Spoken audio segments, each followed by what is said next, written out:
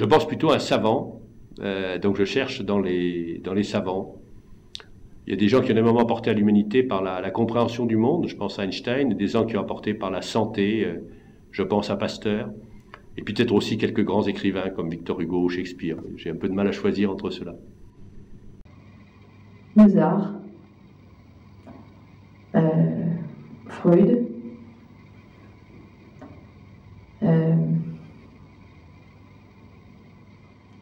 Léonard de Vinci,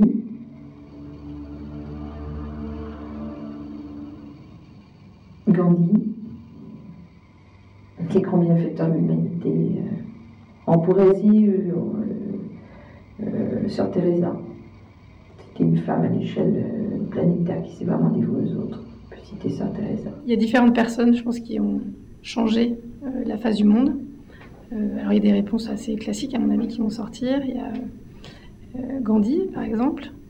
Yunus, sur l'histoire du microcrédit. Je pense qu'économiquement, ça va changer la face du monde. Il y a Richard Stallman, sur le logiciel libre, qui va et qui a déjà aussi changé la face du monde. Bettencourt, alors la Bettencourt d'avant sa sortie, parce que je ne sais pas ce qu'elle devient, mais Ingrid Bettencourt sur l'engagement politique et la lutte contre la corruption des politiques, qui est un modèle, en tout cas pour moi, qui m'a donné envie de m'engager. Voilà, puis il y en a plein. Et moi, ce que j'aimerais, c'est que chacun, on se dise que chacun peut agir et changer le monde. Et que demain, on arrête de citer des noms, parce qu'ils ont fait ce qu'ils pouvaient, certains avec des contradictions, chacun avec ses défauts. Mais en fait, c'est innombrable le nombre de personnes qui changent chaque jour ce monde et qui tendent vers un avenir meilleur, une meilleure solidarité, une meilleure... la construction d'une société plus juste. Donc, c'est bien d'avoir des modèles, c'est important de s'en inspirer, de se dire si lui l'a fait, je peux aussi le faire. Chacun d'entre nous, on peut le faire.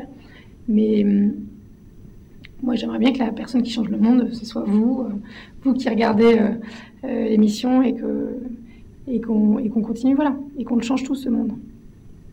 On peut le faire. Alors c'est un peu franco-français, un vrai attrait pour les Girondins. Girondins, alors on ne parle pas de foot évidemment, on parle des Girondins sous la Révolution française. Les Girondins, ce sont ceux qui ont initié la Révolution française, qui à l'origine était une révolution libérale, c'est-à-dire une révolution de liberté, de fin des castes, de fin des droits différents selon les catégories de personnes. Donc la révolution de 89, c'est vraiment une révolution de liberté avec cette déclaration des droits de l'homme, qui a malheureusement mal tourné le jour où les Girondins se sont fait tuer au sens propre par les montagnards qui, eux, étaient des partisans non pas d'un pays décentralisé où on laisse du pouvoir aux régions, à l'individu, mais des partisans de centralisation et surtout de tuer ceux qui n'étaient pas d'accord avec leurs idées. Et donc dans mes grandes figures, il y a Madame Roland et surtout Charlotte Corday. Charlotte Corday qui est vue par l'histoire de France comme une folle royaliste, alors qu'elle n'était pas royaliste, elle était girondine, qui est venue assassiner ce gentil Marat.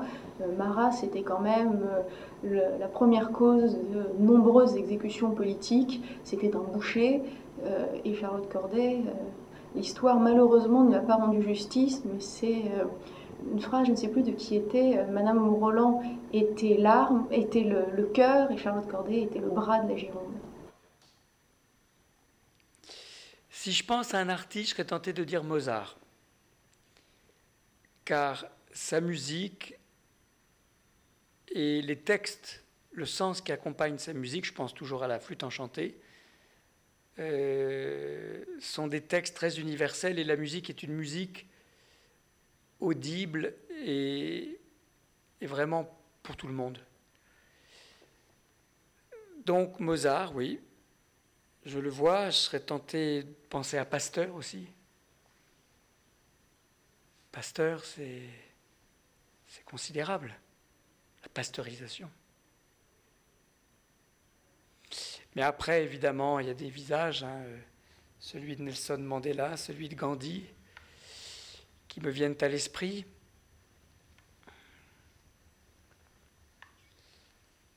Puis Picasso aussi, d'une certaine façon, il a fait du bien à l'humanité, puisqu'il fait aimer ce qui n'est pas... il fait aimer ce qui est créé, il fait aimer ce que l'être humain peut produire de plus beau, c'est-à-dire la peinture ou la musique, dans le cas d'un musicien. C'est pour ça que je parlais de Mozart. Mais s'il ne fallait en choisir qu'un, peut-être je choisirais Mozart.